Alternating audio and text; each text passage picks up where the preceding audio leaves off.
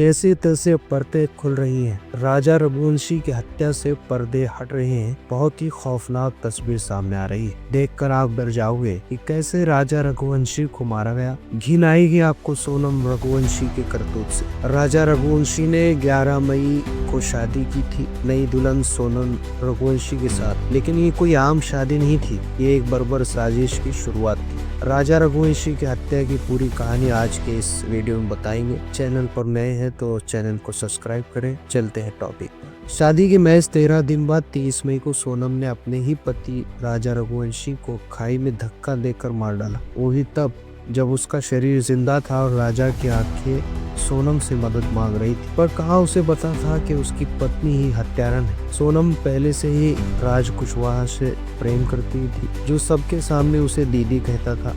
लेकिन पर्दे के पीछे दोनों ने अपने हवस की आग मिटाने के लिए राजा की हत्या की पूरी साजिश रची। सोनम ने कहा, पापा हार्ट पेशेंट है, लव मैरिज नहीं कर सकती, शादी करूंगी, पति को मारकर विधवा बन जाऊंगी, फिर तुमसे शादी करूंगी।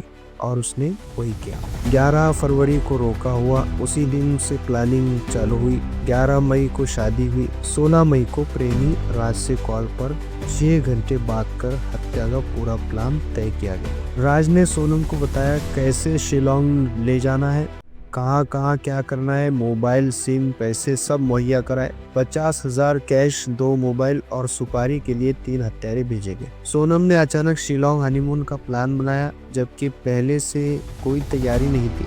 पति को गुवाहाटी ले गई, माता कामाख्या के दर्शन कराए और फिर शिलोंग के लिए टिकट बुक कर दिया और सब प्लान के तहत। उधर तीनों सुपारी किलर्स पहले से गुवाहाटी पहुंच चुके थे। ऑनलाइन कुल्हाड़ी मंगवाई गई, होटल बुक किए गए, बाइक किराए पर ली गई। 23 मई को सोनम ने पति को फोटोशूट के बहाने कोरासा की पहाड़ी पर बुलाया। खुद थकने का बहाना कर पीछे रह गई। तीनों हत्यारे राजा के साथ आगे बढ़े। हत्यारों ने थकान बताकर इनकार किया मारने से, लेकिन सोनम ने 15,000 कैश निकाल कर कहा, मारना तो पड़ेगा, बाद में 20 लाख और दूंगी। 1:30 बजे दोपहर में राजा की हत्या हुई। विशाल चौहान ने कुल्हाड़ी से सिर पर वार किया। आकाश निगरानी कर रहा था। आनंद ने पकड़ा और जब घायल राजा ने पीछे मुड़कर सोनम की ओर देखा, सोनम चिल्लाई, मार दो इसको। फिर खुद खाई में धक्का दे दिया। घायल राजा रघुवंशी को सोनम ने जब गहरे खाई में धक्का दिया तो वो जिंदा था। शायद उस समय तक वो समझ भी नहीं पाया कि उसके साथ क्या हो रहा है। उसकी पत्नी जो 13 दिन पहले उसे ब्याह कर आई है, उसे क्यों मरवा रही।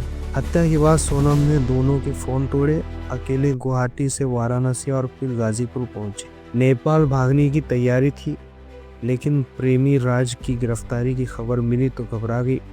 फूट फूट कर रोई, भाई को कॉल किया और फिर ढाबे पर जाकर सरेंडर कर दिया। हर बात योजना के मुताबिक चली।